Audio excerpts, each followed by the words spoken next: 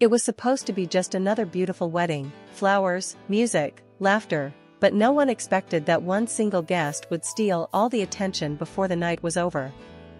That guest was Demet Ozdemir. The cameras flashed from the moment she stepped out of her car, her elegant dress glimmering under the evening lights. Everyone had seen her on screens for years, smiling, acting, dancing, but that night, she was different. There was something mysterious in her eyes, a quiet strength that made people whisper before she even spoke a word. As she walked into the hall, every head turned. Even the bride, her close friend from childhood, paused mid-conversation just to watch Demet approach. The photographers captured the moment, two best friends reuniting on one of the happiest days of their lives. But no one could have imagined what would unfold just a few hours later. At first, everything seemed normal. Demet mingled politely, hugged old friends, and gave a heartfelt toast that brought laughter to the tables. She was glowing, graceful, calm, radiant. But behind that smile was something else. Something deeper. Those who knew her best could sense it. She was hiding an emotion she could barely contain. Halfway through the night, when the music slowed and the bride and groom shared their first dance, the air in the room shifted. The lights dimmed, the audience grew silent, and the moment felt almost cinematic. Demet sat at her table, watching her friend dance under the golden lights, but her mind wasn't there. Her eyes glistened, not from the beauty of the moment, but from a memory she couldn't escape. Because somewhere, buried in the rhythm of that romantic song, were echoes of a past she had tried to forget. A song that once played during a different wedding rehearsal. One she attended years ago, standing beside someone whose name still haunted her heart, Kenyaman. The song ended, and people cheered, clapping and laughing. But Demet didn't move. She simply stared ahead, lost in thought. Then, unexpectedly, the host took the microphone and invited guests to share a few words for the newlyweds. The crowd encouraged Demet to go up next. She hesitated for a second, but then she stood, took the mic, and walked to the center of the room. Her heels clicked softly against the floor, and the entire hall fell silent. She smiled at her friend, then looked at the audience and said, "When we were younger, we thought love was about finding someone who makes us happy. But as we grow, we learn that love is about finding someone who makes us whole." Her voice trembled slightly, her eyes shining under the chandeliers. Sometimes life takes people in different directions, but the heart, she paused, her tone lowering. The heart never really forgets. The room froze. It wasn't a speech about the bride or the groom anymore, it was a confession. A quiet, emotional moment that touched everyone watching. By the time she finished, a few people were already wiping away tears. When she handed back the microphone, the crowd erupted into applause. Some clapped because it was beautiful. Others, because they could feel she was speaking from a place of real pain. That night, her words went viral within hours. A guest had recorded her speech and posted it online with the caption, "Demet Özdemir's wedding speech will break your heart." No one realized that her few emotional words would soon lead to a story the world couldn't stop talking about. By the next morning, social media was in chaos. The short clip from the wedding had been shared on every platform: Twitter, Instagram, TikTok, even international entertainment outlets. The headline read, "Demet Özdemir's emotional speech leaves guests in tears." But as the views climbed into the millions, fans noticed something others had missed: the way her voice broke when she said, "The heart never really forgets." Comments flooded in. "She was talking about Can, I'm sure of it," one user wrote. Another replied, "You can see it in her eyes, those weren't just words." Within hours, the video had become the #1 trending topic in Turkey and Italy, with hashtags like #Demet wedding speech and #Still in love with Can dominating the charts. Demet, meanwhile, had turned off her phone. She hadn't planned for this. It was just supposed to be a heartfelt message to her friend, but her emotions had taken over. The words she had held back for years had slipped through, carried by the music, the atmosphere, and maybe, fate. In another part of the city, Kenyaman sat in his living room, scrolling through his phone. He had been filming late into the night and hadn't checked social media until that morning. The video appeared on his feed with millions of views. At first, he didn't click it, until he saw her face in the thumbnail, holding a microphone, her eyes glistening. His breath caught. He turned up the volume. The moment he heard her voice, everything stopped. It was as if time had rewound. The years apart, the distance, the silence, all of it vanished. It was just her voice, trembling with truth. When she said, "The heart never really forgets," he felt something inside him shift. He played it again. And again. Each time, his chest tightened a little more. The emotion wasn't just nostalgia, it was something rawer, deeper. A longing he thought he had mastered. But Demet's words cracked something open. His assistant knocked on the door, holding his schedule. "Can, are you ready for your interview?" He didn't look up. "Cancel it," he said quietly. "Cancel?" "But, I said cancel it," he repeated, his tone steady but distant. "I need some time." For the rest of the day, he barely spoke. Friends tried to call him, he ignored them. That evening, he went for a long walk by the Bosphorus, his hood pulled low, headphones in his ears. But no song could drown out her voice. Meanwhile, Demet's team was panicking. Publicists called her non-stop, warning her that the press is spinning it into a confession. One reporter even claimed to have exclusive insider info that she was still in contact with Can. She wasn't, at least, not yet. But her silence only made the rumors grow stronger. At one point, her best friend showed her the video again. "You need to say something," she urged.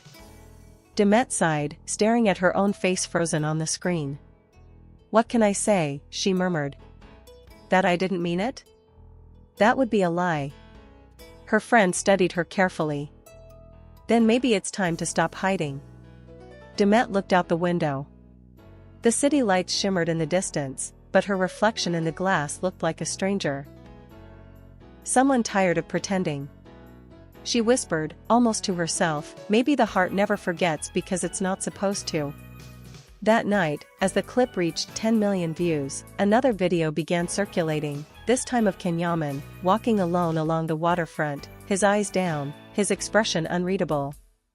Someone had recognized him, taken a quick photo, and posted it with the caption, "He saw the speech." Within hours, the internet had united them again. Without a single word exchanged between them. The rumors were unstoppable now. Every gossip site had a theory, every fan account had a post, and every entertainment show played her speech on repeat. The headlines were merciless: Demet Özdemir's secret message to Can, and the wedding speech that reopened an old love story. Even her management couldn't contain it anymore. But while the world was busy speculating, both Demet and Can were fighting private battles that the cameras could never capture. Can sat in his home office late at night, staring at the video again. He had tried to distract himself with work, interviews, and training, but every time he closed his eyes, her voice echoed in his head, "The heart never really forgets." Those words weren't random. He knew them. They were the same words she once said to him years ago, on a night when they had argued about the future. He remembered her saying softly, "Even if you leave, I'll remember you this way, because hearts don't forget what's real." And now, after all these years, she had said them again, in front of the entire world. He leaned back, exhaling deeply, the kind of breath that only comes from a heart full of regret. He opened his messages and scrolled down to her name. It had been months since they'd last spoken, short, distant exchanges about mutual friends or work. Nothing real. But tonight felt different. He typed something, deleted it, then typed again, "I saw it." He hesitated, staring at the glowing screen. Finally, he hit send. Across town, Demet was lying awake, her room dimly lit by the phone on her nightstand. It buzzed once. Her pulse quickened. She reached for it, and when she saw his name, her breath caught. She opened the message, read those two words, and froze. "I saw it." For a moment, her mind raced. Should she reply? Should she ignore it? Every part of her wanted to say something, but fear held her still. What could she even say? That she didn't mean it? That she did? That it had been for him all along? Her fingers trembled over the keyboard. Then she typed back one simple sentence, "Then you know." The message delivered instantly, and the screen went dark. But something had shifted. The silence that had lasted for years was broken. The next morning, paparazzi photos started to appear, Demet arriving quietly at a small coastal resort with friends, trying to escape the noise. But she didn't know that, just hours later, Ken would be on his way to the same region, for what his team said was a private project meeting. The world thought it was coincidence. Maybe it wasn't. That evening, the sunset turned the sky into gold and crimson over the sea. Demet walked along the shore, barefoot, the waves brushing her ankles. She needed to breathe, to think, to escape the endless noise. But as she turned toward the pier, she froze. He was there. Standing at the edge of the dock, his silhouette outlined by the fading sun. He looked up at her as if he had been waiting for hours. For a long, suspended moment, neither of them moved. The sound of waves filled the silence between them. Finally, she whispered, "You shouldn't be here." He smiled faintly. "I said the same thing once," he replied. "And it was the biggest mistake of my life." Her eyes softened. "Can," he stepped closer. "You said the heart never forgets. So tell me, why does mine still only beat for you?" And just like that, the years of distance, pride, and silence began to crumble with the sound of the sea. The sky had turned a deep orange as the sun sank into the horizon, painting the sea with colors that looked almost unreal. The wind carried the smell of salt and the distant laughter of people dining by the beach. But where they stood, at the edge of the wooden pier, time seemed to hold its breath. Demet took a slow step closer, her eyes locked on his. "You shouldn't have come," she repeated, her voice quieter now, trembling in a way that betrayed the storm inside her. "I had to," he said simply. "You said the heart never forgets. And mine, it's been remembering you every day." She closed her eyes for a second, trying to steady herself. "You think just saying that changes anything? We've been here before, Can. You say what I want to hear, then you disappear again." He shook his head, the pain clear in his expression. "Not this time. I'm done running. I saw your speech, Demet. You weren't talking about love in general. You were talking about us." The moment hung between them like lightning waiting to strike. The sound of waves filled the silence that followed. Demet turned away, looking out at the water. "Maybe I was," she admitted softly. "But that doesn't mean it changes the past." He stepped closer until he was right behind her, his voice barely above the whisper of the wind. "Then let's stop living in the past." She turned to face him, her eyes shimmering with tears. "It's not that easy." He nodded slowly. "I know. But tell me one thing, when you said those words, did you mean them?" Her lips parted, but no sound came. She looked down, her fingers tightening around the edge of her dress as though trying to keep herself from falling apart. "Demet," he said, gently lifting her chin so their eyes met again. "Did you mean it?" Her breath hitched. "Yes," she whispered. "Every word." And just like that, something inside both of them broke open. Can's hand moved to her cheek, brushing away a tear. "Then that's all I need to hear." She laughed bitterly, shaking her head. "You make it sound so simple." He smiled faintly. "Love isn't simple. It's chaos. But it's ours." For a moment, neither spoke. The waves crashed softly below, the sky now turning violet. She looked at him, really looked, and saw not the celebrity, not the man the world analyzed and adored, but the same person who used to make her laugh until she cried, who used to send her flowers when words failed him, who once told her she was the calm in his storm. "Why now?" she asked again, her voice trembling. "Why after all this time?"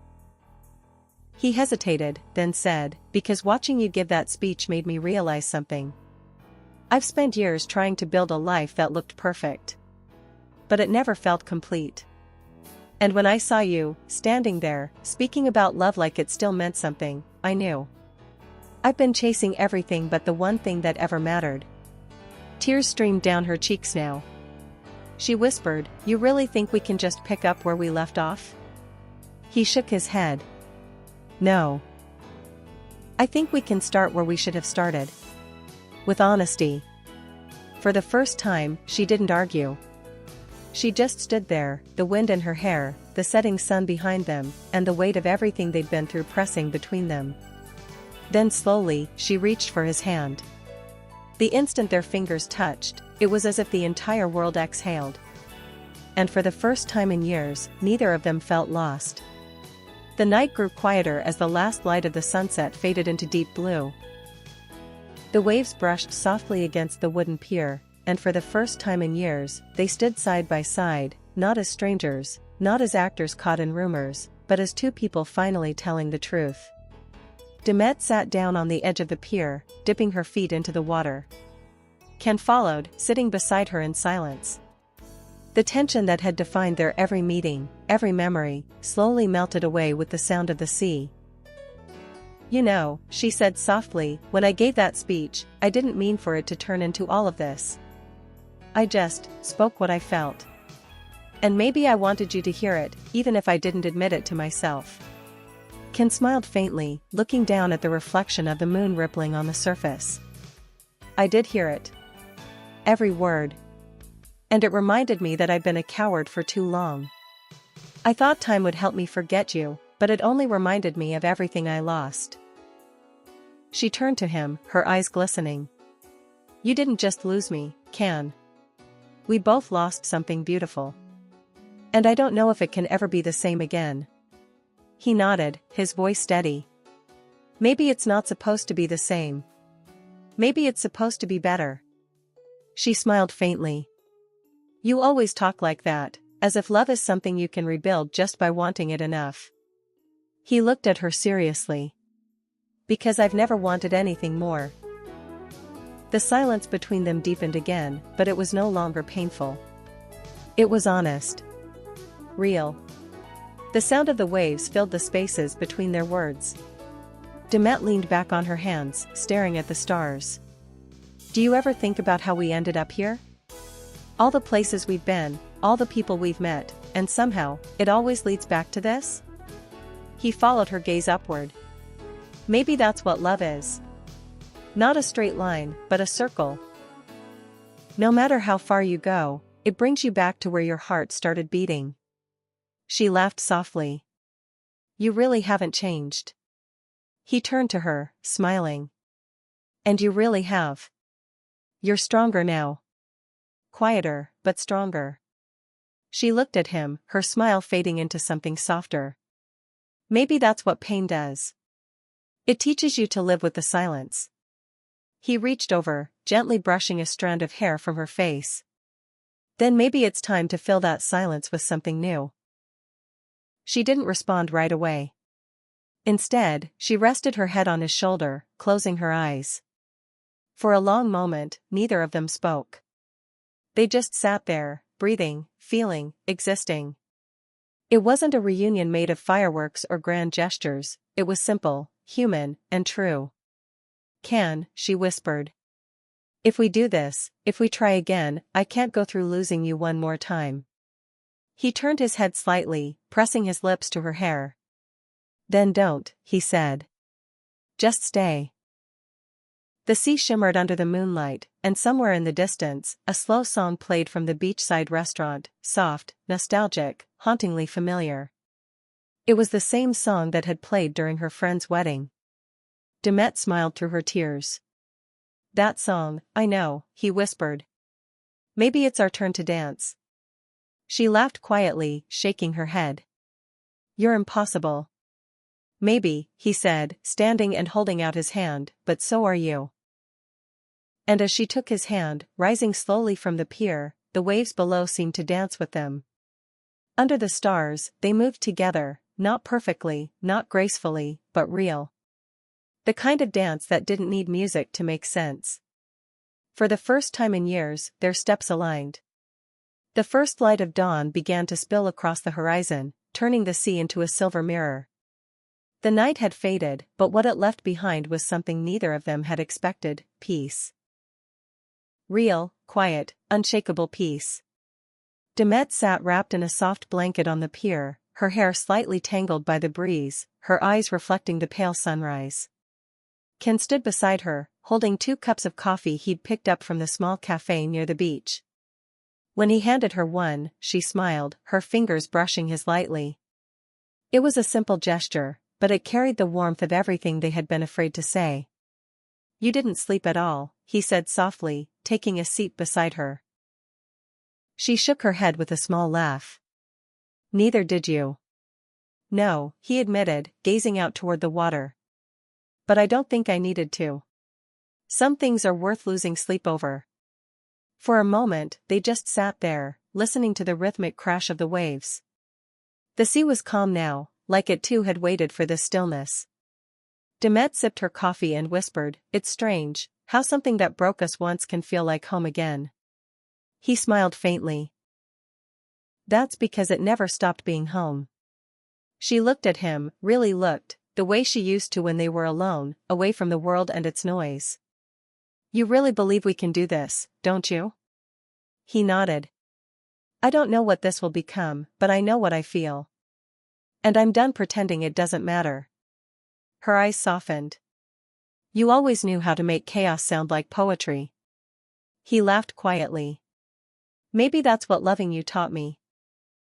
The silence that followed wasn't heavy anymore. It was full of the past, the present, and a future neither of them had dared to imagine before. As the sun rose higher, a warm light washed over them. Demet leaned her head on his shoulder, closing her eyes. Ken rested his hand on hers, their fingers intertwining naturally, like they had never forgotten how.